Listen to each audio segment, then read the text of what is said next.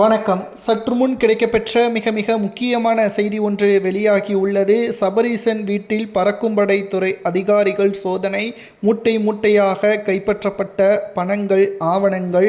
நண்பர்களே, இந்த வீடியோவில் ஒரே ஒரு லைக் மட்டும் சப்ஸ்கிரைப் பண்ணிருங்க.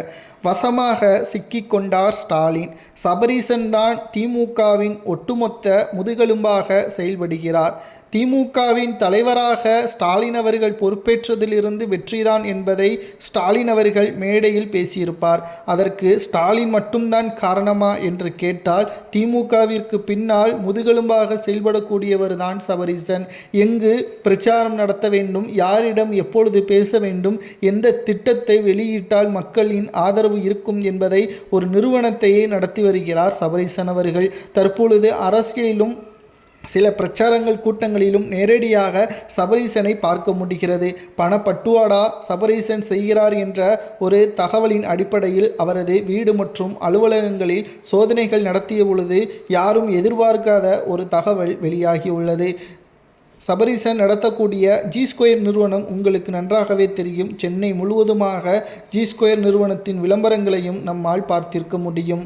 அந்த நிறுவனத்தில் சுமார் 450 கோடி மதிப்பிலான பணங்களும் ஆவணங்களும் கைப்பற்றப்பட்டுள்ளது. அதில் குறிப்பாக திமுகவின் அமைச்சராக இருந்தவர்கள் ஜி2 நிறுவனத்தின் மூலமாக பல கோடி நிலங்களையும் வாங்கியுள்ள ஆவணங்களும் கைப்பற்றப்பட்டுள்ளது. ஒரே கல்லில் 2 மாங்காய் என்பதற்கேற்ப பறக்கும்படை அதிகாரிகளுக்கும் அமலாக்கத்துறை அதிகாரிகளுக்கும் அந்த நல்ல செய்தியாகவும் இது அமைந்துள்ளது.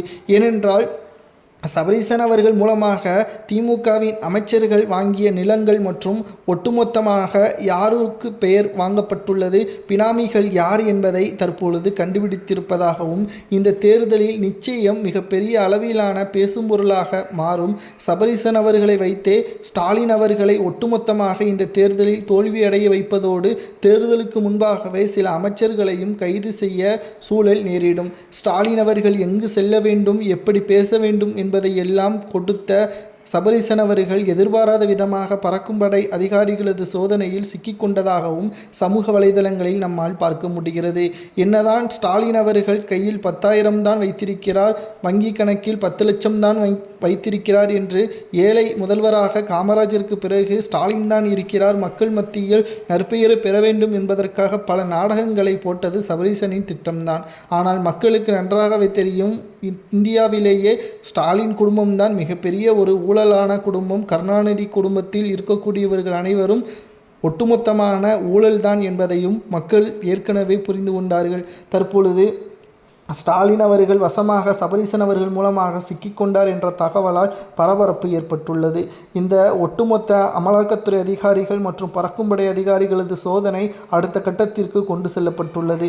பிடிவாரன் ஏற்படுத்தப்படுமா? விசாரணைக்காக சபரீசன் ஒத்துழைக்கவில்லை என்றால் பிடிவாரன் மூலமாக அவரை விசாரணைக்காக அழைத்து செல்வார்கள். பறக்கும்படை அதிகாரிகள் ஏற்கனவே தேர்தல் நேரத்தில் சுமார் 784 கோடி ரூபாய் கைப்பற்றி இருப்பதாகவும் தகவல்களை நேற்று வெளியிட்டிருந்தார்கள். தற்பொழுது சபரீசன் அவர்களது அலுவலகங்களில் எடுக்கப்பட்ட பணத்தை திருப்பி கொடுக்கலாமா அல்லது என்ன செய்யலாம் என்பதை கமெண்ட் வாயிலாக மக்கள் கூறுங்கள். என்ன தண்டனை கொடுக்கலாம் என்பதையும் கமெண்ட் வாயிலாக கூறுங்கள். இதுபோன்ற அரசியல் செய்திகளை தெரிந்து கொள்ள நமது சேனலுக்கு மறக்காமல் ஒரே ஒரு சப்ஸ்கிரைப் பண்ணிருங்க.